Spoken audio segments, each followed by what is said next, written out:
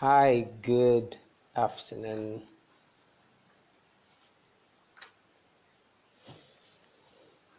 Good afternoon. My name is Bidemi, and as usual, I'm here to I'm here to inspire you once again. I'm here to inspire you with the words of my mouth, and I pray God will strengthen me to do what I need to do. So let's see if anybody will join us. If not, I might just start immediately. Okay. Queen Show, yeah, I need to give you a gift, too. What gift will I give to you now? How are you? Happy Sunday. Then how's your Sunday going? Um, Queen, I need you to write something. You hardly write, just write hello or something. So I will know that you are there. So today, last week Sunday, I did um, the part one of what I learned from Romans chapter 12. That's last week Sunday. So today, I'm doing the concluding part. And I'm going to, I think I have 12 points here. And I'm going to start right away. Number one, the number one point is let your love be without hypocrisy. Let your love be without hypocrisy. Don't love people based on what you get from them. I know we are humans, yes, but we must train ourselves to love people genuinely. Welcome, Queen Chinwe. So good to see you. So the first point is let your love be without hypocrisy. Let your love for people, for your family, for your friends, let it be genuine. Hello, Queen Chinwe. Don't live a life of double standard. Don't live a life of deceit. Don't live a life of flattery. It's easy to flatter people. It's easy to lie to people just because we want them to like us back, or just because we need them to also accept us. So we do all we can to make them feel comfortable around us, even though what they could be doing is wrong. And if they are not corrected, it could be to their own detriment. It could be to their own detriment. So let your love be without hypocrisy. Let people know where you stand. Don't be here and there. Just let people know if you are there, you are here. If you are going to be here, you're going to be here. Don't be like a snake, you know. So that's number one. Let your love be without hypocrisy. Number two, welcome, Costin Padding. So good to see you. Hate evil and cling to what is good.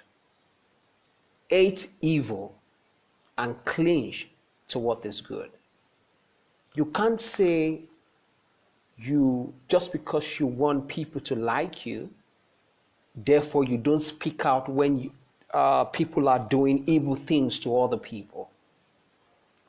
You hating evil simply means that you need to fight against it. You need to come and you need to speak against it. So in the face of evil, in the face of evil, we are expected to speak up. We are expected to talk about it. Nothing's going to happen to you. Talk about it. Let people know the right thing to do. And like I said, hate evil and cling to what is good.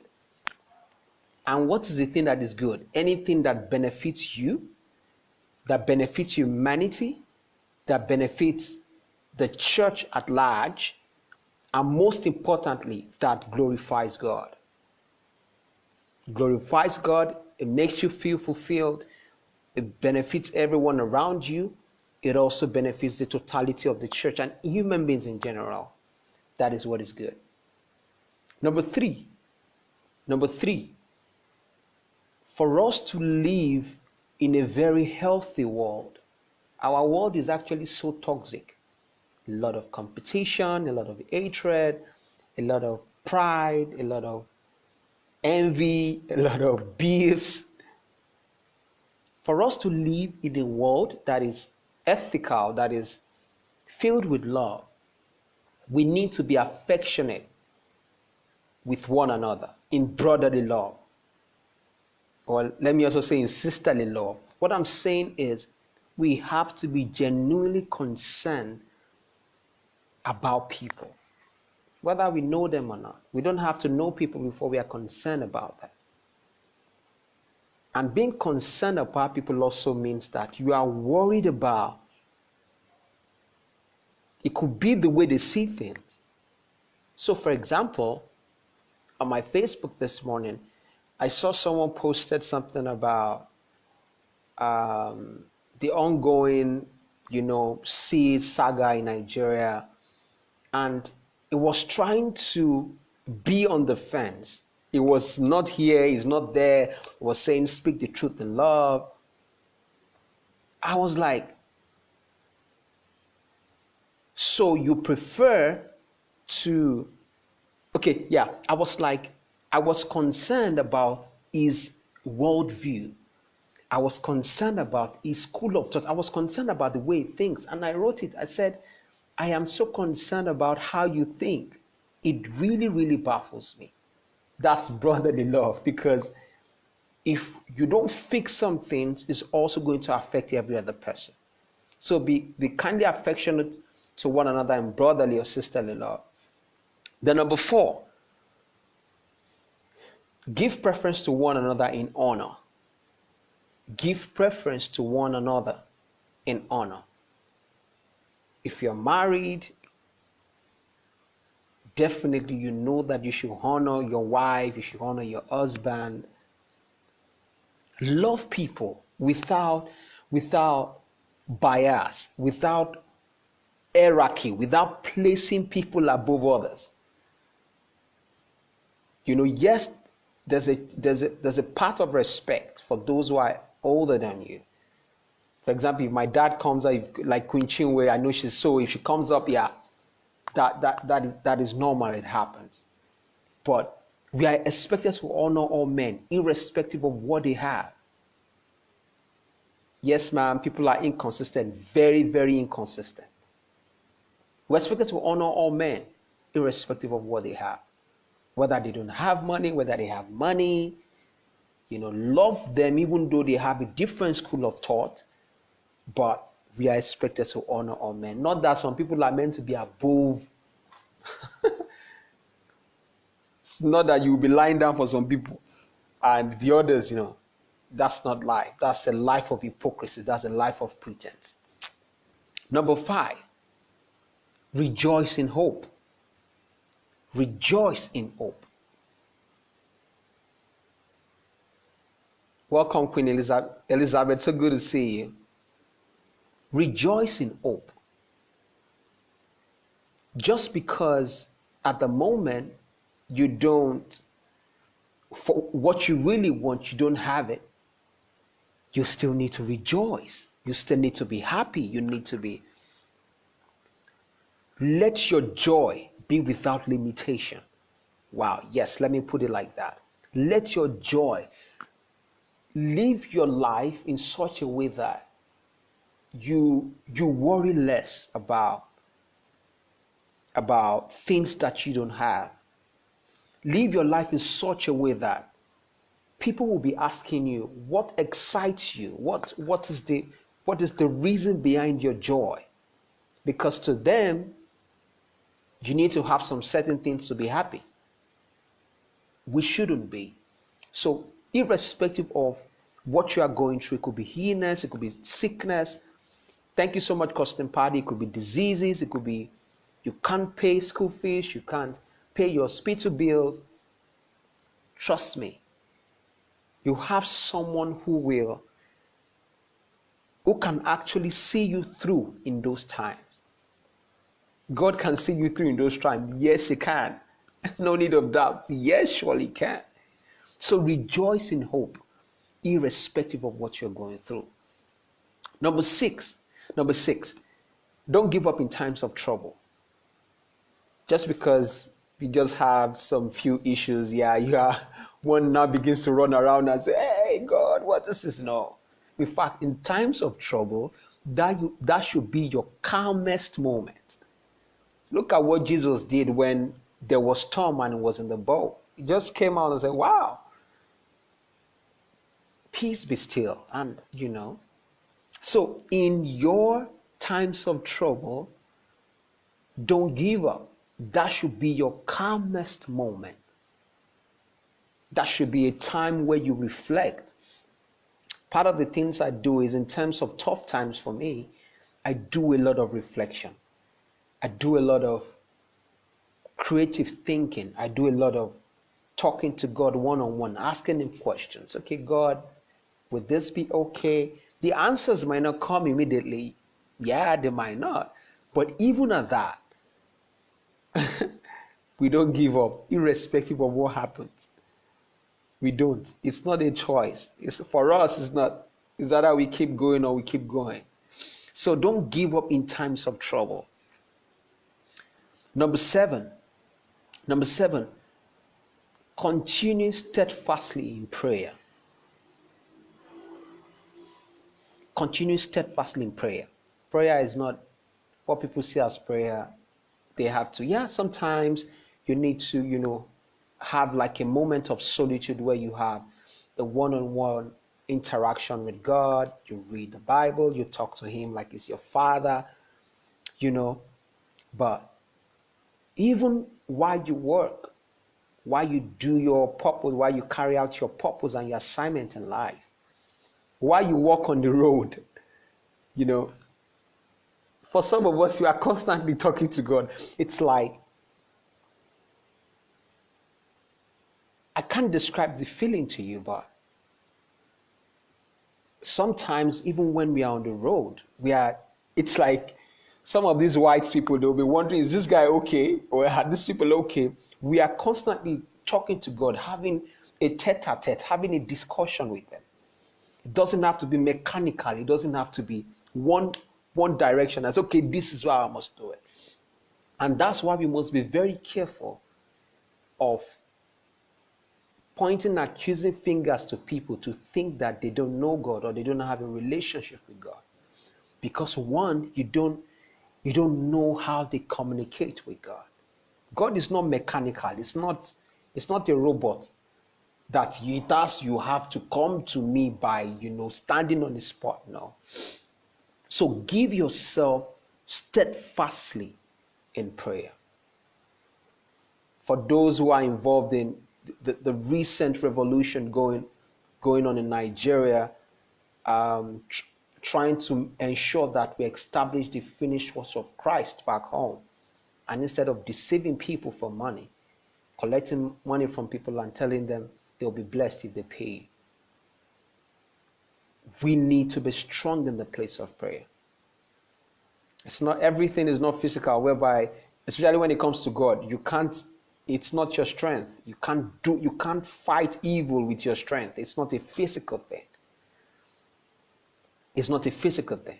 One of the reasons why Martin Luther King was able to do what he did, I think, when they killed him, was one of the things he said was, I have seen the glory ahead. Beautiful stuff. So give yourself consistently to prayer.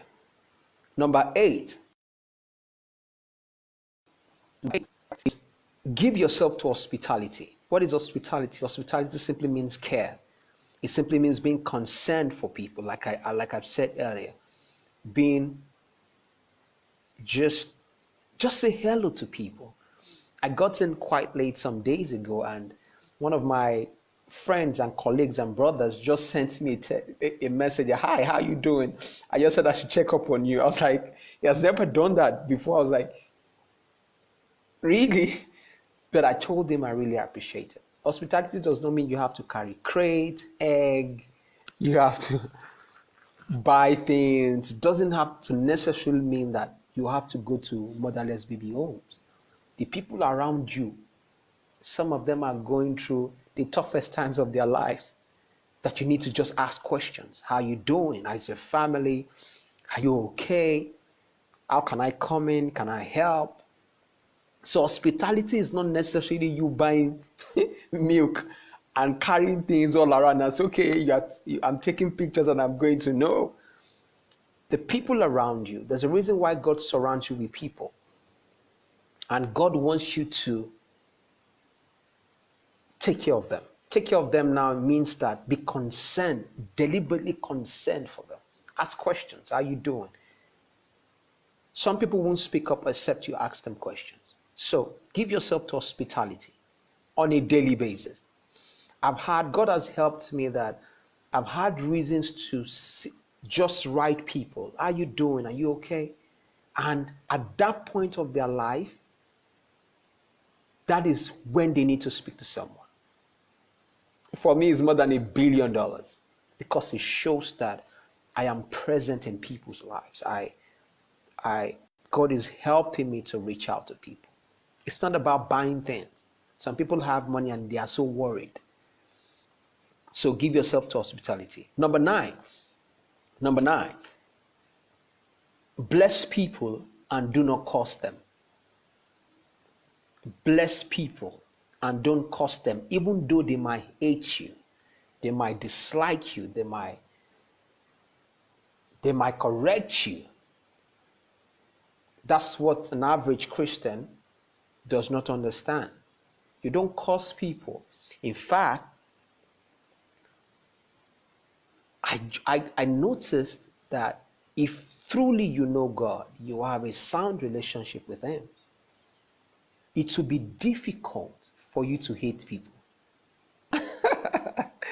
It will be very difficult. You can't. It does not have a place in your heart. You can't just see any reason why you have to hate people. So because we know that we can hate people, we got to bless them. We have to reach out to them in love. In Christ's love. Not the love that people profess. There are all kinds of loves. But in the only perfect love is the love of Christ. The only perfect love. Every other one is based on sentiment. Give me, I give you. When I get from you, you give me back. So, bless people and do not curse them, irrespective of what they do to you. Number 10, be of the same mind towards one another. Be of the same mind towards one another. For me as a person, my wife knows, I can't stay in a place where there's deceit. I think it's a gift, natural gift from God. I can't cope. I can't function properly. I can't be the best version of myself in those areas. So, any gathering you find yourself, ensure that most times you can only vouch for your own heart and your own self. But through the actions of men, people might lie. There's a quote that says, people may lie, but their actions may never lie. You will always see traces in their actions. So, if you're in a gathering and you notice that all of you are going through different ways. This one is going on his own. You are all thinking differently. You don't have the same value systems. Nothing brings you guys together. There's a problem. It simply means that you guys are deceiving yourself. And it's possible one deceive himself for 10 years, 15, 20 years. So get off gatherings that you know that you guys are not going anywhere. And don't hesitate to leave people when they are not contributing to your life. It's your life. God has given it to you. And He's going to ask you, what did you do with it? You will stand in front of Him. I told my wife that. I said, one of the things that I'm so happy about is God is going to stand each and everybody on His own, on your own, and He'll be asking you questions. I really love that part, So, be of the same mind with people. If they are not contributing to your life, let them go.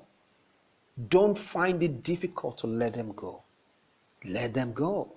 Because after all, if you don't let them go, on the other hand, they might be dragging you back. They might be dragging you back. Number 11, associate yourself with the humble. Associate yourself with the humble.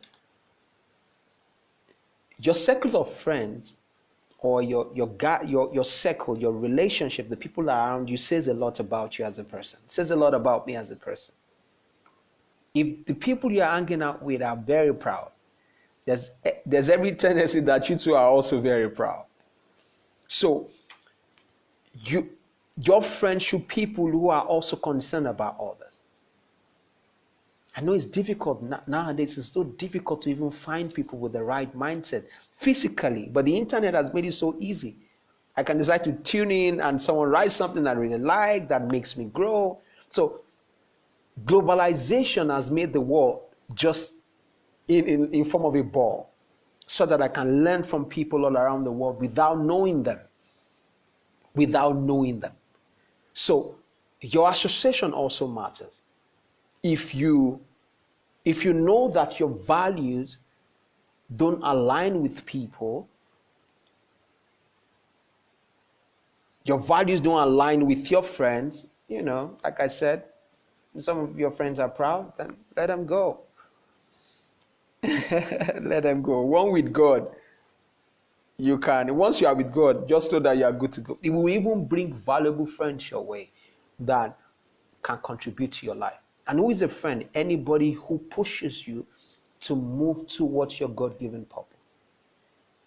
Someone who encourages you, someone who is always asking you, what's up with you? What are you doing? What is God laying in your heart to do? Have you started your project? Have you started writing the book? Have you started this? Have you started that? Have you spending time in prayer? Are you being the best of yourself? To me, those are the best kind of friends. Anybody that contributes to my growth, spiritual, mental, physical, they are my very good friends without knowing them personally. So number 12. This one is very important. Live peaceably with all men. Be at peace with all men. People think when you talk about peace, it has to do with physically. No. Because the best things of life cannot be seen with the eyes. 2 days ago, I don't know, every time I wake up, sometimes I just think about something. The best things of life are not things you can see with your eyes. For example, can you see peace with your eyes? No, you cannot. Can you see love with your eyes? No, you cannot. Can you see emotions with your eyes? No, you cannot. Can you see life with your eyes? No, you cannot. Can you see ability to smell? Can you see with your eyes? No. Even see, there's something, the best things of life. Salvation, you can't see salvation. It's not tangible. It's not something you can hold. Like physically, like the laptop or a pen. So, being at peace with people means that your heart has to be right with all men. You might not like people. You might not like some things about them. That does not mean you should harbor beef. You see, it's so easy to want to dislike people. That's why we must, our own salvation, our relationship with God, we must guard it. In fact, for example, I also saw on Facebook that some people said that they were blocking other people because they were becoming toxic to them. Guess what? It's the right thing to do. Anybody that makes the condition of your heart troubled, that constantly makes your heart beat so heavy, you are not at peace, then you have to work on it. Sometimes you let them go. You just block them and let them go on their own way. No hatred, no beef, no fight. Just go and sit on your own, jejely. Let me be on my own. And let me reach out to who God is asking me to reach out to. So in all the things that you, and that's how, I'm going to just close with this, and that's how marriages work. I know we have so many experienced people listening to me. The way marriage works is that always ensure that even when your spouse gets you angry, the condition of your heart is so right with her or with him. So you will overlook a lot of things. Trust me. You are not even bothered. Yeah, you are concerned as humans, but you are not. Because what is on your mind? You are just telling God, God, I just want to do what you ask me to do. Just help me in this area. Help me to become a better person. We are not perfect. We are only striving to be perfect in Christ, not by our own doing. So, in all that you do, and as you go this week, please don't, you can have, sometimes you have disagreements with people, but our heart must be at peace with all men. Thank you so much, and I hope you had, I laugh a lot, man. It's my own way of expressing myself, and I hope you're going to have a very beautiful week. This week, ensure that you are yourself. Let nothing take that away from you. Just live a very productive life on a daily basis. Don't worry less. Why? Because God is on the throne and God is carrying most of us. Sometimes, I told my wife, one day I woke up and I felt God hugging me. Because sometimes you go to bed trouble. I felt God, I felt the hand on my body. So go through this week. Just live a very productive way. Thank you so much. Let me just say hello to everybody before I go. Queen Shonwyaya, happy Sunday to you. Queen Chinwe, Costin Paddy, Elizabeth, I know. I love what you're doing. Keep it up. Keep it up. I celebrate you always. Thank you so much, Queen Chinwe. That was a good one. You provoked me. And thank you too for always coming out to listen to me. Without you guys, most times, sometimes you don't want to, but once you know someone will be there encouraging you and listening to you, you will want to do what you do. I love you so much. And I'm going to leave you with this. Do have a productive week ahead. Bye and God bless.